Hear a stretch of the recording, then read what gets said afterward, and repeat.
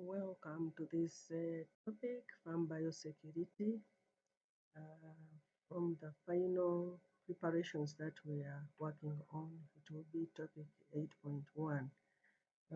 In this topic, we shall look at farm biosecurity, its significance at local, national, regional, and global levels. So we've already gotten information on farm biosecurity. There are various definitions and the related terminologies. So the learning objectives of the topic is that at the end of it, you should be able to describe the fundamentals of essentials of farm biosecurity. You should be able to list the various on farm biosecurity measures, identify the factors that influence implementation of biosecurity measures, or the common risks that are associated with the farm biosecurity. Then we should be able to discuss the significance of farm biosecurity at local, regional, and global levels. So, and lastly, you should be able to describe the roles of various stakeholders in implementing farm biosecurity measures. Farm biosecurity cannot be achieved by one person, it cannot be achieved by a manager. It's a concerted effort by all the people who visit, who work on the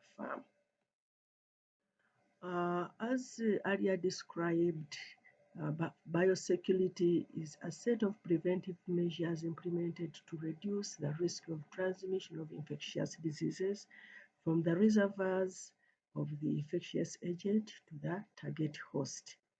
So biosecurity is very important in animal production, but it's also important elsewhere in crop production, in human health. So biosecurity measures can be implemented at a distance. So like if you hear of a disease outbreak, a good example that we have with us is this COVID-19. When we heard that it occurred in China, Yuan, China, so there were various measures to try to prevent the disease from gaining entry in Uganda. Go to Uganda. Then we can be implemented at the border. Remember screening people coming in at Entebbe airport to see whether there are any who are having the disease, place them under quarantine until they've cleared. And that was a very big approach which enabled us control spread or prevent spread of disease within the country. And it can be done locally. Like on the animal on the farm, you strive to ensure that a certain disease is not introduced on your farm. It may be with your neighbors, but one strives hard to see that it doesn't get into the farm. So there are three approaches to disease management and control. And these include prevention, where the biosecurity measures play a very big role.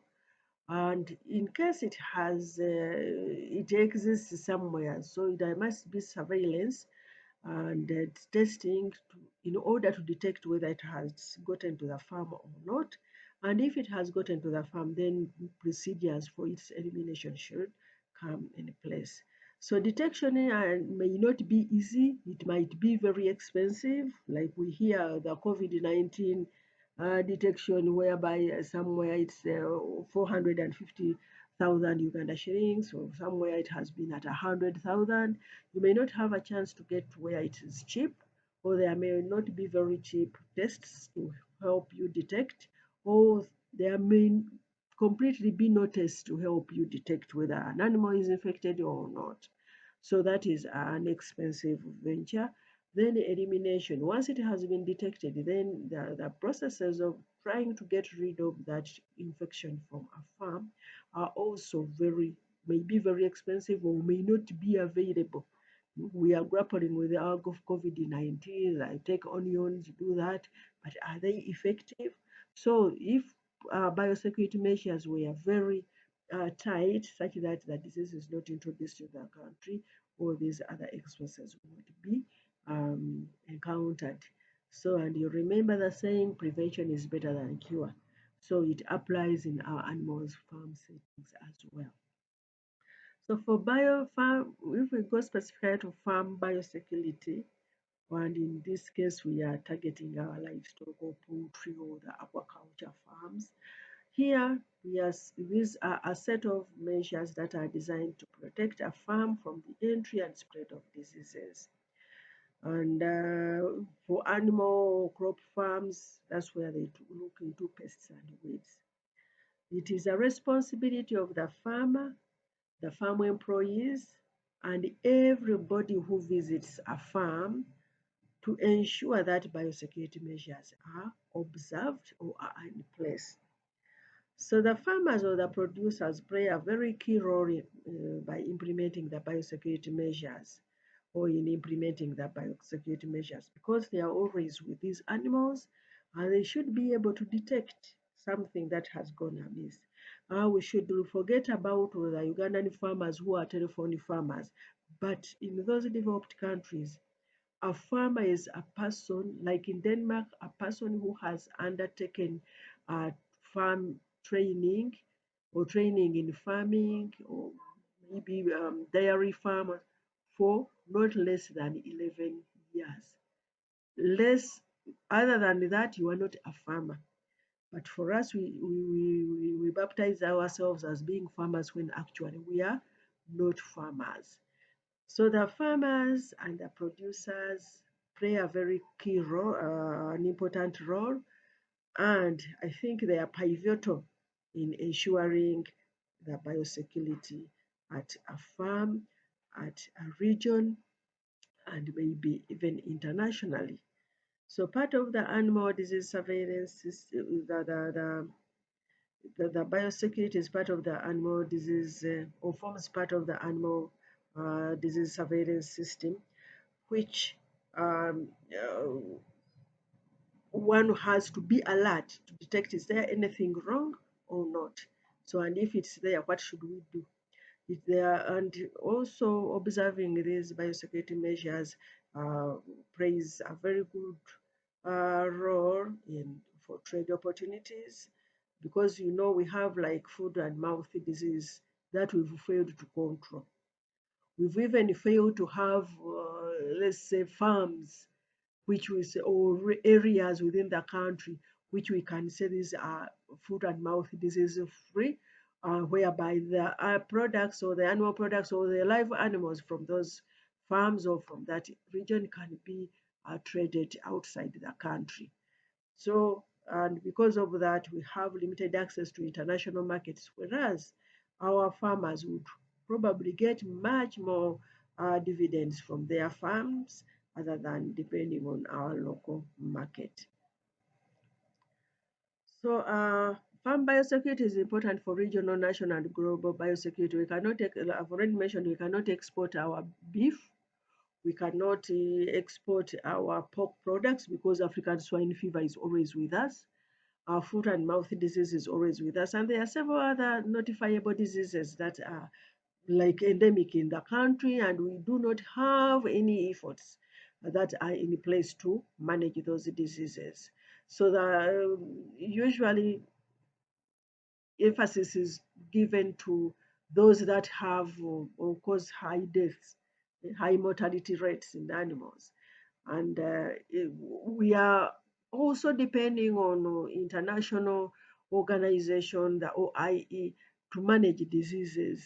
So those ones that are not affecting those developed countries, or that cannot affect, will not affect the developed countries, will not be are not given priority at that level, and yet even at the national level we are not doing much to manage those diseases. So it's up to the farmer to do what is possible to manage disease status of the herd or of the flocks.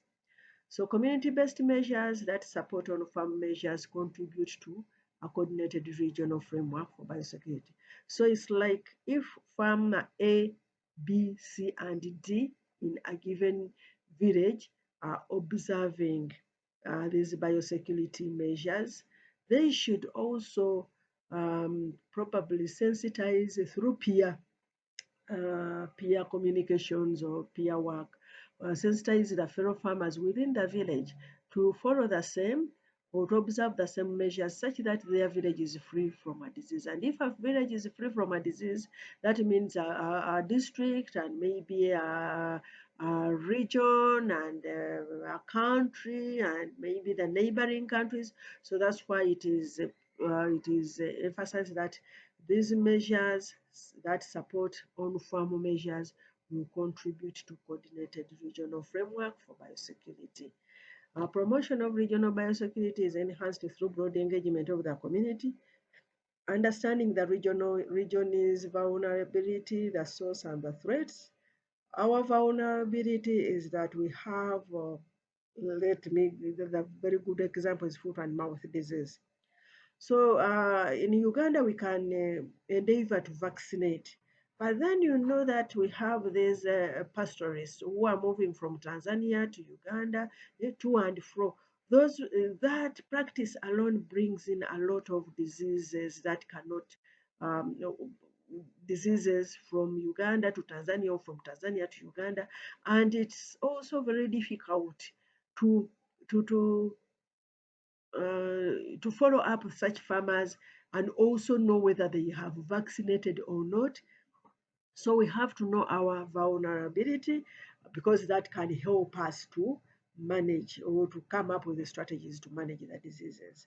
So we have to know what skills are available. Do we have enough vet staff to help us in managing the farmers, the diseases at the farm level, or even training, and even the resources. Are the vaccines available? So all that has to be looked into if we are to work on regional biosecurity. If one country is strong in one area, it can support the other where there are gaps.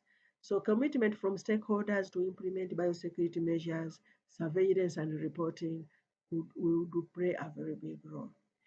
Usually, when a farmer sees an animal that is sick or a bird that is sick, they only think of slaughtering. And if they slaughter, then the meat can go distances from the farm to elsewhere, and that way they can transmit the disease agents to remote areas from the original point where the outbreak occurred. So at a farm, there are some of those issues that need to be looked at. So the various biosecurity practices uh, occur in these um, various levels. And those levels are the ones that are referred to as the essentials of farm biosecurity. We have farm inputs. The notion is anything that comes into the farm or that leaves the farm can carry disease agents. Water can be a source of diseases, feeds can be a source of diseases. Animals introduced into the herd can come in with the diseases. Vectors, so we have to look at various issues that can introduce disease into the farm. So that means we must be sure of the sources of the feeds. It's high quality feeds. We must, but disease free, eh, free from the disease agents. The water must be clean enough not to carry pathogens to the animals. These replacer animals, you know your animal is becoming old, you need another one to replace it, or you don't have a bull in your kraal, you want to get a bull, you may buy a bull, introduce it when it is carrying diseases. Then the people, vehicle, and equipment. So the notion again is if it can move, it can carry diseases and other disease, pests and weeds. Pests and weeds are very important for crop agriculture, but we know that a vehicle could have come from a farm where there is a disease outbreak or where there is FMD, and it is soiled, it comes to your farm and it introduces people, the vets, the various workers. So there should be dedication. One cannot move from one farm to another without taking any measures like washing, disinfecting, and then it comes to your farm to bring in these disease agents.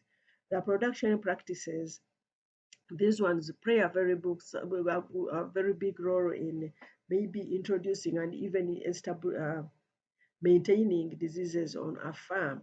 So there must be good on-farm hygienic practices which will reduce the risks. If there are products that maybe you are packaging the milk, it must be in such a way that it is what is packaged is safe. But the packaging materials used are not have not introduced the pathogens to the facility. How are you storing? Is it okay? Do you observe the first in, first out? Feeds have been introduced and probably just pile whatever comes is piled on top. And when these employees come, they pick whatever is very conveniently near them, leaving those ones that were stored first in there. Then the husbandry methods. Is there a quarantine? Do you mix young ones with the old ones? We know that the older ones, they've stayed for long and chances of having been introduced to agents or being carriers of disease agents are high. Do you mix them? So all those husbandry methods uh, have to be um, good in such a way that they will not introduce or support survival of the pathogens. How do you manage the waste, the fecal material? Do you just put it there and move from those to, or even there is some liquid that is moving out, oozing out of the heap into the water, which will be taken by the animals or even the farm workers. So all those have to be looked at. Waste management is quite important in biosecurity issues. Then we also have to look at the all in, all out, especially for poultry. You should not sell some poultry, then bring others mix with these ones. So if you've gotten a batch, raise that, sell it off, and maybe keep even in different houses or pens. Then we have the feral animals. These are like the rabbits, the wild rabbits. We can also have the vermins, which can access the farm. These need to be controlled. We know that some of these ones carry disease agents. For example, pigs, like the wild boars that will have the African swine fever virus, the ticks on them will drop on your pig farm, and then these ticks will now feed on your domestic pigs and introduce the African swine fever virus. The farm outputs. So one may think, okay, now I'm done. I've gotten to the product. I've sold. I'm selling it off. But that is not the end. Make sure that a product that is leaving your farm is safe, it will not introduce diseases. At times, some of these products are actually the animals you are selling off to other farmers. Or maybe those slaughter main, or who are those who are purchasing animals for slaughter, they will come, they move from farm to farm filling up their vehicles before probably they go to the abattoir. So is it okay from your farm, they might come to your farm, go to the next one and introduce diseases. So it is still your responsibility as a farmer to ensure that the products leaving your farm are okay, and there must be proper documentations. Let not the trader get somewhere and a disease happens and then they refer to your farm as the source. So you must have records of maybe having tested your animals and that they are safe before they are sold off. Without that, you will not have even evidence that actually the disease is not was not from your farm. Then train, plan, and record. So a well-trained staff will be able to appreciate why we should have biosecurity practices on a farm. They should be able to detect something that has gone amiss and that we need to maybe to increase on the biosecurity of at the farm. They should be able to appreciate them and implement them. One of the problem is that even those people, they are not aware and they cannot appreciate. So if they are not aware, If you have them in your textbooks or in your manuals and the staff are not aware of them, they will not implement.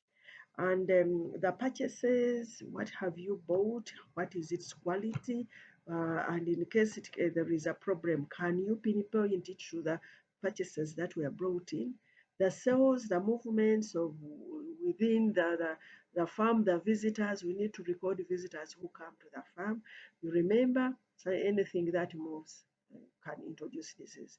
So the visitor there should be a visitor's book. I'm so and so coming from such an area, and maybe also you should ask, have you been to a farm? If you are a pig farmer, you should ask whether they've been to other farms where pigs are kept, and that could be a risk. Even the vet staff whom you have invited to the farm should be able to record.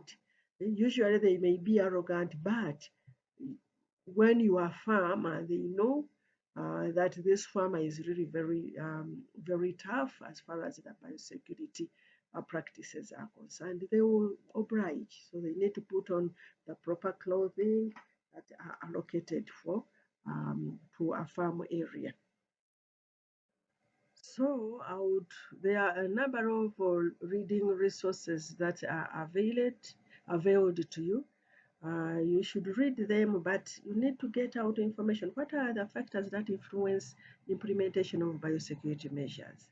So we should look, some of the biosecurity measures applied on a poultry farm, they may not hold water on a dairy farm.